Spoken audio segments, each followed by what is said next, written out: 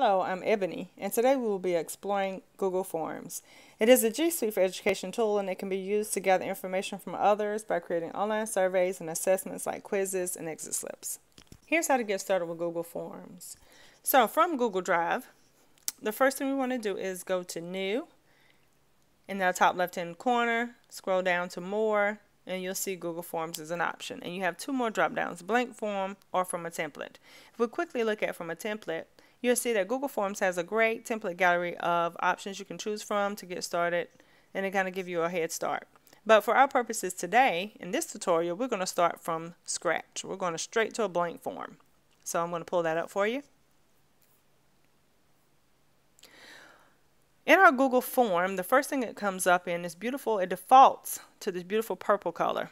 But if you would like to change that, here's your icon for that color palette right here in the top right hand corner. If I tap on it, you'll see all the other options you have of different colors. And then you also can tap on this image icon where you see they have other themes in there that are beautiful images, and you can also upload your own photos if you'd like.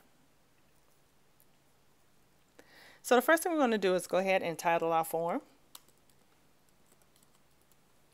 And once I've titled my form, if I tap over here in my top left hand corner, I can automatically name it the same thing so I can find it within my Google Drive easily. It'll name it the same as the actual title of my form. So that's a pretty cool feature there too. My form description here, if I want to, you can add any information here. If you have instructions for anyone that's taking the quiz or some background knowledge they need, this is a great place to put it. So adding our first question. All right, so you'll see here where you have the tab here, I'll have 11 different question types to choose from a form. But the first question I'm going to use, I'm just going to ask the participant's name or my respondent's name. And you'll see it automatically will default to a short answer. So for some things that are pretty common, it has a default for it for you to help you out.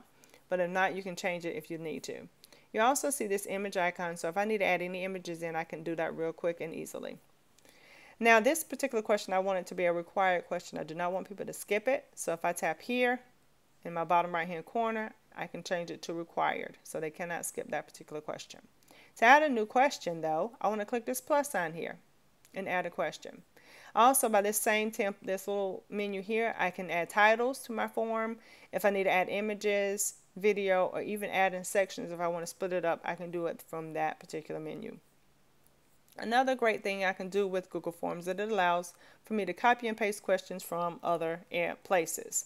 So I have a question here that I already have from a previous document I was using, and I just want to easily import that into my Google form.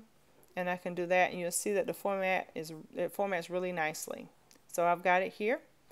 Now once I have my question, once again, I want this one to be a required question, but I can also duplicate it, and that's the icon here, those two sheets. If I tap that, it will duplicate that question for me, and especially for questions where you only need to change one thing.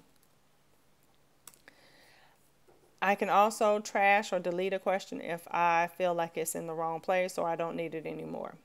If I need to move this particular question though, I have this little tab here. If I grab that, I can change the position of my questions on my form. So at any time when you're creating it, you have the capability of moving questions as needed. So I feel like this is a pretty good looking form, and I want to check it to see what it will look like in live view for anyone that's going to take this form. So if I go up here to my top right hand corner, I'll see here's my icon for preview. If I tap on it, I'll see the view of my form, and it's looking good.